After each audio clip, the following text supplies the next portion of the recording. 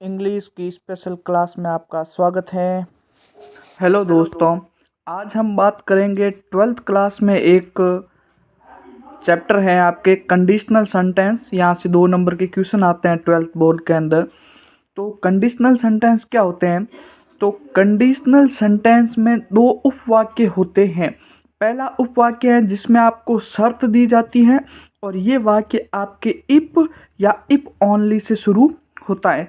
और जो सेकंड भाग होता है उसमें आपको रिजल्ट देखने को मिलते हैं। जैसे एग्जाम्पल के लिए देखो आप कि इफ यू वर्क हार्ड, तो ये आपके शर्त वाला भाग है, पहला भाग है, और ये रिजल्ट वाली भाग है। कंडीशनल सेंटेंस के 2 उपवाक्य होते हैं, जैसे कि इफ यू वर्क हार्ड, अगर आप कड़ी मेहनत करते हो, ठीक है, तो ये आपके शर्त को दर्शाएगी पहला भाग, और ये हमेशा इफ या इफ ओनली से शुरू होता है। सेकंड भाग में आपको रिजल्ट देखने को मिलेगा कि आप अगर कठिन परिश्रम करते हो, तो सेकंड भाग में आपको रिजल्ट देखने को मिलेगा कि यू विल सक्सीड, आप सफल हो जाओगे। तो इसमें 2 भाग होते हैं, आप समझ गए होंगे। पहला कंडीशनल जिसमें शर्त होती है, और दूसरा होता है आपका रिजल्ट। अब हम बात करते हैं कंडीशनल सेंटेंस। तो कंडीशनल सेंटेंस 4 प्रकार के होते हैं, ठीक है। पहला होगा zero conditional sentence. Zero conditional sentence में क्या होगा कि आपको यूनिवर्सल ट्रूथ, जैसे सही बातें, ठीक है, हाँ, जो हमेशा सत्य होती हैं, कोई फैक्ट या रूटीन एक्शन देखने को मिलेगा। जैसे यदि इंसान परिश्रम करता है तो वह सफल होता है। तो ये आपके ट्रूथ है, ये हमेशा सही बात है कि जो इंसान परिश्रम करेगा उसको हमेशा फल मिलेगा, इसमें कोई चेंज होने वाली बात नहीं है। तो इसका इंग्लिश बनाते हैं हम, if a person works hard he succeed, तो वो क्या हो जाएगा, सफल हो जाएगा। तो इसमें आपके 2 भाग हैं। पहला भाग कौन सा है? तो ये शर्त वाला भाग है, if a person work hard, अगर वो कठिन परिश्रम करता है, तो सेकंड रिजल्ट वाला भाग हो जाएगा कि वो सक्सेस होगा। इसमें क्या होता है आपके इफ के साथ प्रेजेंट टेंस आएगा, मतलब एस या ई एस लगता है इसमें, और रिजल्ट वाले भाग में भी प्रेजेंट टेंस आएगा। इसके हम अब 1-2 और उदाहरण देख लेते हैं साथियों। जैसे कि यहाँ पे एक उदाहरण दिया हुआ है कि यदि सप्लाई घटती है तो प्राइस क्या हो जाएगी, बढ़ती है। तो if supply decreases price increases, तो ये आपके क्या हो गए, जीरो सेंटेंस हो गए, जीरो कंडीशन वाले सेंटेंस हो गए। अब हम बात करते हैं फर्स्ट कंडीशन की, ठीक है। तो इसमें आपकी रियल कंडीशन आपको दर्शाई जाती है। इसमें क्या होगा, शर्त वाले भाग में प्रेजेंट सिंपल आएगा, एस या ई एस, और रिजल्ट वाले भाग में क्या आएगा, विल आएगा। तो देखिए हम इसके एक उदाहरण लेके इसकी बात करते हैं साथियों। जैसे कि ये आपका है, यदि तुम पढ़ोगे तो तुम पास हो जाओगे। इफ़ यू स्टडी, ये आपके शर्त वाला भाग हो गया, और यू विल पास, तो ये शर्त वाला भाग है ना, इसमें आपके प्रेजेंट सिंपल लगेगा। प्रेजेंट सिंपल का मतलब क्या है कि अगर सिंगुलर सब्जेक्ट है तो पीछे एस या ई एस लगेगा, और प्लूरल सब्जेक्ट है तो एस या ई एस नहीं लगेगा। तो शर्त वाले भाग में यू कैसा है, तो यू आपके प्लूरल हैं, तो यहाँ एस या ई एस नहीं लगा।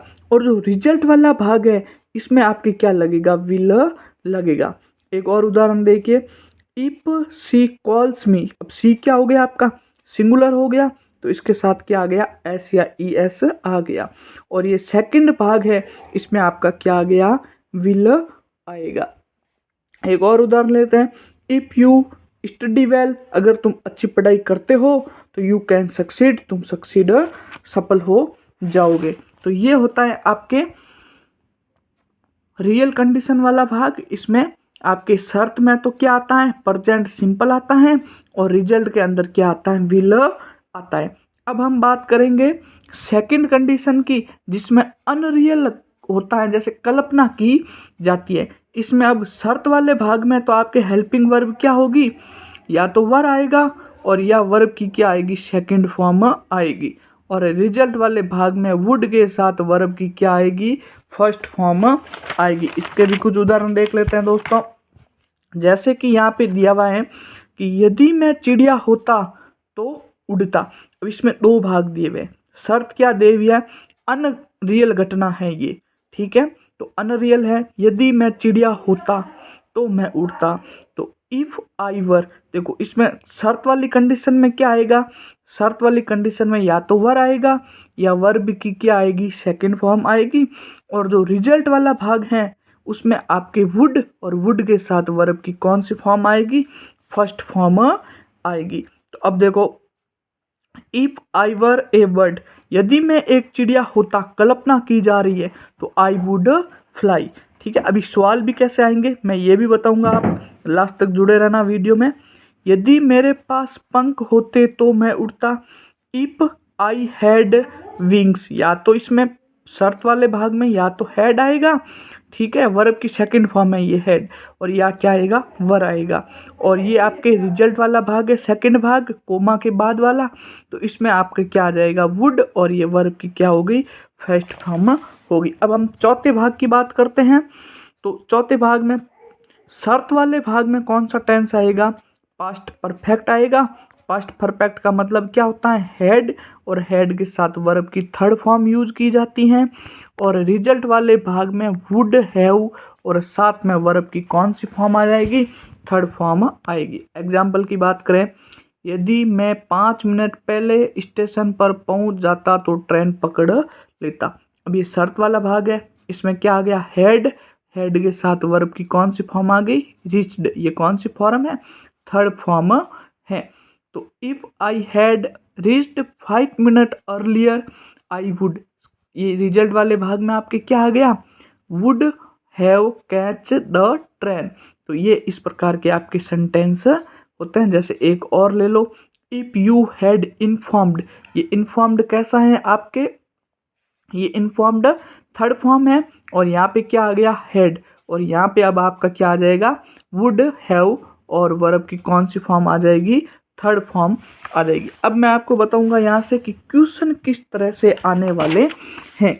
जैसे कि मैं एक एग्जांपल लेता हूँ कि जैसे हमने 4 प्रकार के पढ़े, हमने कितने प्रकार पढ़े, तो हमने 4 प्रकार पढ़े। पहला क्या होता है, तो पहली कंडीशन होती है जिसको हम जीरो कंडीशन बोलते हैं। जीरो कंडीशन के अंदर क्या होते हैं, यूनिवर्सल ट्रूथ की बात की जाती है। इसमें क्या बात की जाती है, यूनिवर्सल, पहली कंडीशन यूनिवर्सल ट्रूथ वाली हो जाएगी। सेकंड कंडीशन है वो आपकी क्या होगी, तो ये होगी आपके फर्स्ट कंडीशन, और फर्स्ट कंडीशन के अंदर क्या होगा, फर्स्ट कंडीशन के अंदर क्या होगा, रियल घटना होगी, क्या होगी, रियल घटना होगी। फिर हम बात करते हैं सेकंड कंडीशन, सेकंड कंडीशन के अंदर क्या होता है, तो ये भाग तीसरा है, कंडीशन सेकेंडरी है, ठीक है। तो इसमें आपके क्या हो जाएगा, अनरियल घटना हो जाएगी, और ये हो जाएगा आपके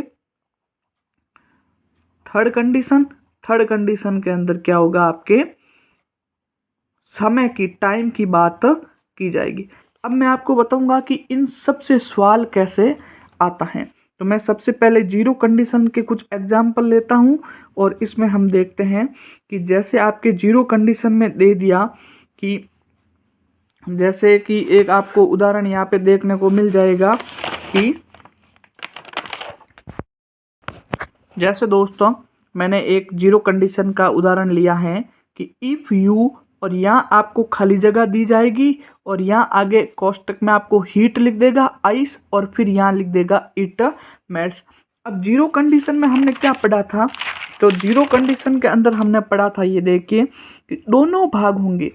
एक तो भाग ये होता है शर्त वाला भाग, और ये होता है रिजल्ट वाला भाग। दोनों भाग के अंदर प्रेजेंट टेंस आएगा, और प्रेजेंट टेंस में आपको समझना होगा, प्रेजेंट टेंस का मतलब है कि सिंगुलर, अगर आपके पास सिंगुलर सब्जेक्ट है, जैसे सिंगुलर सब्जेक्ट क्या होता है, ही हो गया, सी हो गया, ठीक है, या आपके इट हो गया, ठीक है, या फिर किसी का नाम आ गया, तो वो आपके सिंगुलर होगा, उसके आगे एस या ई एस लगता है। और आपके प्लूरल सब्जेक्ट हो गया, जैसे यू हो गया, दे हो गया, या क्या हो गया आपके वी हो गया, तो एस या ई एस नहीं लगता है। तो अब आप ये मुझे देख के बताओ कि ये आपके यूनिवर्सल ट्रूथ है या नहीं। जैसे कि if you heat ice it melts, मतलब हिंदी अनुवाद करो कि यदि आप बर्फ को हीट देते हो, उष्मा देते हो, गर्म करते हो, तो रिजल्ट क्या मिलेगा, इट मेल्ट्स, मतलब वो गल जाएगा। तो ये सत्य बात है, जब भी आप बर्फ को गलाने की कोशिश करोगे, गर्म उष्मा दोगे, तो वो क्या हो जाएगा, गल जाएगा। तो यहाँ प्रेजेंट सिंपल टेंस लगेगा और यू आया है, तो यू के साथ पता है आपको एस या ई एस नहीं लगेगा, तो आप यहाँ हीट का क्या रखोगे, हीट ही रखोगे। तो ये आपकी पहली खाली जगह क्या हो गई, फिल होगी। अब मैं एक और उदाहरण लेता हूं कि if you touch A live तार, भाई ये ले लो, इफ यू, यहां मैं लिख देता हूं आपके, यहां पे आप ले लो सिंगुलर सब्जेक्ट ले लो, इफ ही, फिर यहाँ पे आपको एक खाली जगह दी जाती है और यहाँ आपको लिख दिया जाता है टच ए वायर या ए लाइव वायर, ठीक है, वायर, तो आपको रिजल्ट क्या मिलेगा, तो यू शॉक, ठीक है। तो अब आपको ये क्या रियल घटना है या नहीं, कि ये आपके पहला भाग हो गया, if he touch a wire, और ये दूसरा भाग हो गया यू शॉक्ड, आपको एक झटका लगेगा, ठीक है। तो ये आपको पता है कि कैसी घटना है, ट्रुथ है, हमेशा सही होने वाली बात है, ठीक है। तो यहाँ पे भी आपका क्या आ गया, प्रेजेंट टेंस आया, यू के साथ एस या ई एस नहीं लगता है। तो ये जो पहला भाग है इसमें भी क्या आएगा, प्रेजेंट टेंस आएगा। ही कैसा है, सिंगुलर है, तो आपके इसमें पीछे क्या लग जाएगा, एस या ई एस लग जाएगा। तो आपको ये बात ध्यान रखनी है कि अगर हमेशा सत्य, ट्रूथ, फैक्ट आता है, तो आपको चाहे ये इधर वाला भाग हो इफ वाला, चाहे ये पीछे वाला कोमा के इधर रिजल्ट वाला भाग हो, दोनों में प्रेजेंट सिंपल यूज करना है। फिर हमारे सेकंड था रियल कंडीशन। रियल कंडीशन में क्या होता है कि ये जो इफ वाला भाग होता है इसमें तो आता है प्रेजेंट टेंस, ठीक है, और जो आपके ये रिजल्ट वाला भाग होता है कोमा के बाद वाला, इसमें आपके क्या लगेगा, विल लगता है। जैसे एक हम अभी उदाहरण लेके देखते हैं, यहाँ पे मैं एक आपके एग्जांपल ले लेता हूँ। यहाँ पे देखिए एक एग्जांपल लेते हैं, ठीक है, यहाँ मैं ले लेता हूँ इफ यू